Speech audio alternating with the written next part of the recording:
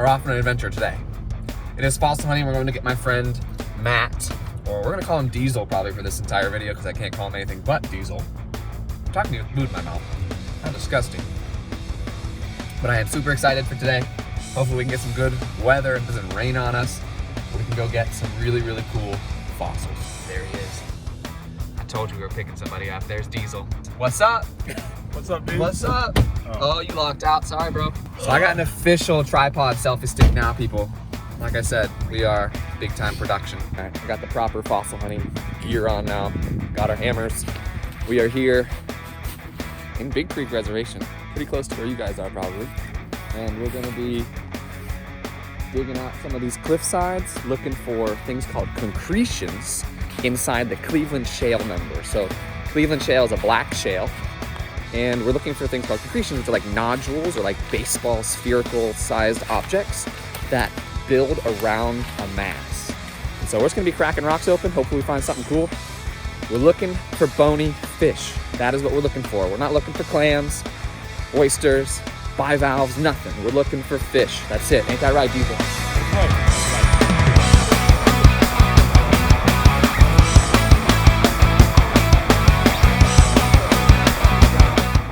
Here's our cliff. We're gonna start here, work our way down the bank. Trying to build a bridge. All right, didn't work. This is the rock pile we're gonna start in. That looks to me like some iron oxidized Cleveland shale.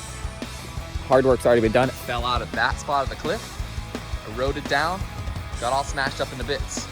It'd be a lot easier to break it up with our hammers now. We have traversed across without getting wet. You know from watching the disc golf video that I fell in the river 2 days ago, which was sad. Today I did not want to make that same mistake. Did not fall in the river.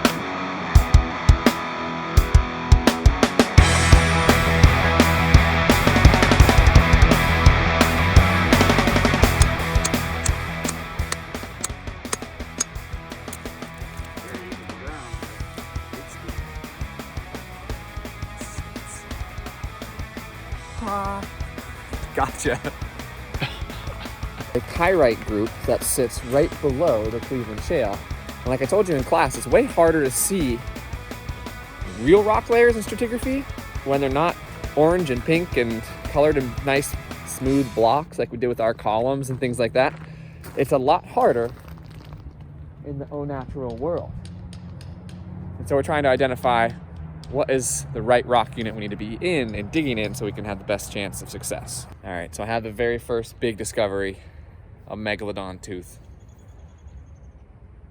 Just kidding, it's just a rock. Bye, rock. Sitting here with Matthew Diesel Melster, and he is my fossil hunting companion for the day. And he is a proud member of the mustache community, in which we have talked about in my last video that at 100 subs, I will certainly go mustache life for a video. And I just wanted to ask you a few questions here really fast. Has having a mustache drastically improved your life? Yes, at least threefold, if not four. Oh, fourfold. Now, the question that I have for you right now is, what 3 things do you do every single day? Comb the mustache. Take a good poop. This is a children's video? That's all right. Or restart no, that? keep on going. Drink some coffee. Class, did you notice how none of those things were science? It's shocking. All right, the boys are back. We're here for take 2 at fossil hunting. I just sat down and I found a fossil already. So this is a good sign to sit here and already find a big brachiopod fossil in this rock. So we are out here in Albany, Ohio. That is the lengths we are going for this video. 2+ hours away from where we live. We struck out with Cleveland Shale because we were looking for some of the hardest fossils to absolutely find. So we went to a place where there's definitely guaranteed fossils, but what we're looking for are certain types of trilobites. Trilobites we talked about before in class being these arthropods that were existing anywhere from 450 million years ago to roughly 250 million years ago. So here's our first decent find. Here's a little trilobite. Just a piece of it, almost kind of its thorax connected to its tail. Find a full one, it's just a little piece, but at least it's been 5 minutes of searching, so that's good news. So it's hard to tell when you're fossil hunting, but as I look at this specimen right here, I have the face, or the head end, here's an eye, and the head end of a trilobite in this matrix that I'm going to try and work out and see how much of him is complete or if it's just a broken piece of his head. But right here is one of the things that we're really looking hard for. All of these rocks have tons of fossils, unbelievable amount of fossils. But what we're really looking for is a really complete version of this organism right here. So we are out of the dig sites and we are back into the second story spare bedroom of my house, which we are calling my classroom. So we have a board up here, and I want to talk to you guys about a few things that we were kind of seeing when we were out on the dig site. I want to show you some up close and personals of some of the fossils that we did find, explain a little bit of the features of them. But there are a few really important things that we need to know as 8th grade students about fossils and the fossil record. Now, you can get really in depth with this, and there are people called paleobiologists and paleontologists who devote their entire careers to understanding or studying different organisms in their past environments. But there's a few things that we really need to know. 1, what the heck is a fossil? 2, how do fossils form? And 3, what impact do they have into our understanding of today's world or our understanding of biology through time? And so we were really looking for this fossil in our second dig sites when we were out in Paulding with the big rock piles there, me and Matt Diesel. We were looking for trilobites, and we found a whole bunch of other fossils, but we're specifically looking for this creature. Now, one of the interesting things about fossils is that not every animal gets fossilized, and nor every piece of rock that you pick up will have a fossil in it. It's selective, and it's not the easiest process to survive as a fossil. What needs to happen is there needs to be some sort of rapid sedimentation. Now that can be through, deposits of sand or mud or tar or volcanic material, but it needs to be some sort of rapid sedimentation that falls on a dead organism that is laying on that seafloor or laying on the land, and it needs to be covered quickly and covered fast. That's the best recipe to have a really great fossil, because if not, if it was a really slow process of sedimentation, it would undergo all the typical types of erosion. That erosion would beat up the fossil, break it up, and just kind of push it into different sediment pieces somewhere else, and we'd lose traces of all that fossil. Our goal with really good fossils is the maximum preservation that we can get. So when we're looking for quality fossils, we want to have as much detail and as much complexity and completeness as we possibly can. And that requires a lot of sedimentation really quickly that forms into a rock layer on top of that organism. Now, certain organisms do this a lot better than others. Any organism that has a lot of hard shells or a lot of really hard bones are going to be preserved way more than anything that's mostly soft tissue. In fact, finding fossilized jellyfish is one of the hardest things ever because they don't have anything that is going to be resistant and stand up to all of that remineralization or different casting and mold strategies or all the pressures and erosion factors that deal with fossil creation. Now we have these 5 different fossil types that we really want to talk about and cover pretty briefly. There's molds and casts, petrification, carbon film, trace fossils, and exceptional preservation. Now all the fossils that we were looking for at the last site when we were finding all the brachiopods and the corals, that was all mostly molds and casts. And what's happening in the mold and cast is we have this organism that gets laid upon by a bunch of sediment very quickly. And the hard parts, the shells, the exoskeletons, the bones, the teeth, those things that are resistant are going to make impressions in the sediment. That impression is then going to be filled by mostly water running through that, and the water carrying minerals will eventually either evaporate out or be pushed out, leaving the minerals behind.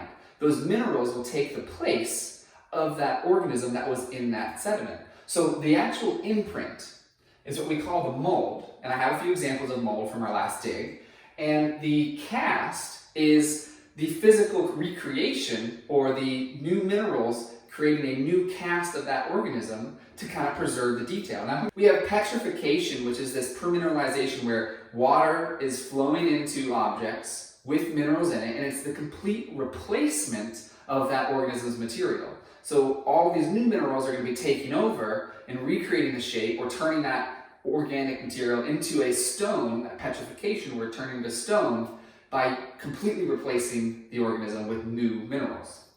Carbon film is a really thin layer of carbon-based material that happens after different water or different gases kind of go through a fossil as it decomposes, and a thin carbon layer is left behind. This happens with a lot of tree roots and leaf types. If you can open up some rock, especially if you go into West Virginia, maybe into my hometown of Pittsburgh, PA, you find a lot of leaf or fern fossils that are kind of just carbon stamped inside of sandstones. Trace fossils is anything that shows existence of an animal but doesn't actually show us the organism. So dinosaur footprints or burrow tracks, anything that's showing that an organism was here and kind of gives us an idea of what that organism's daily life looked like. What were they doing on a day-to-day basis? When I was in Rawlings, Wyoming, in the Seminoles, I had this chance to eat lunch at trace fossils, these long-necked dinosaur footprints, you know, somewhere around this big, underneath my feet as I was sitting there eating my lunch. And finally, exceptional preservation. This is the rare situation. There's a few places on Earth that have really, really great exceptional preservations. And what happens here is there's not only just a rapid sedimentation, but the sedimentation happens, maybe it's in tar or a really, really concentrated ash layer from volcanoes or some sort of amber. And what it's able to do is maintain soft tissue. And that organism has so much detail, whereas all of this is more of like a replacement or maybe the imprint of an organism. This is preserving the soft tissue parts of this body. So not just teeth, not just the bones, but the things that are holding it together. It's muscle tissue, it's skin tissue, maybe some hair or fur. So we see these in some certain areas where there was extreme sedimentation or some sort of material that was viscous enough that then cast over and sealed off that organism and kept it from decaying.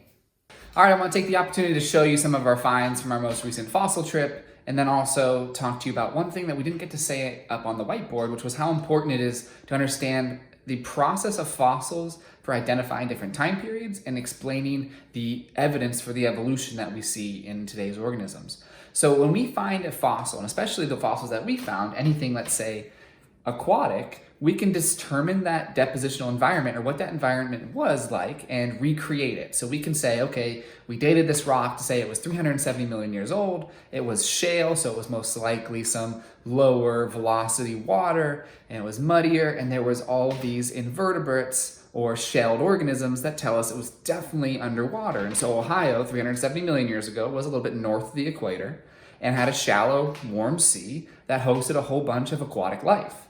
And that's what we see from all of these. Now, also, when we talk about evolution, we can see the changes in species over time. And the nice thing about a lot of these organisms that we found are brachiopods. They have a pretty long history where they were very prominent. And we can watch the changes in different environments of those species and genuses as time moves on. We can also look at, say, horses. Horses used to be really small, almost dog-sized, and they grew over time, adapted with their environment, and turned into what we're familiar with horses. We can also see where all these animals are going extinct. All right, so here's the lot that I'm gonna show you.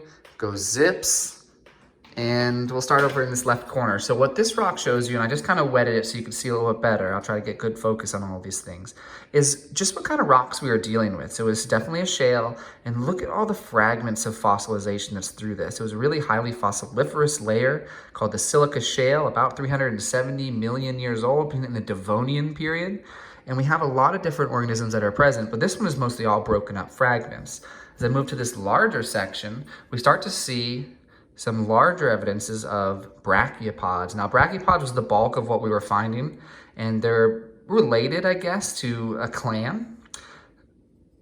And there was different species in this formation that we were looking at. These are all the same species right here. I tried to group them up into areas that they matched. We move over to here, we have a more rounded shell.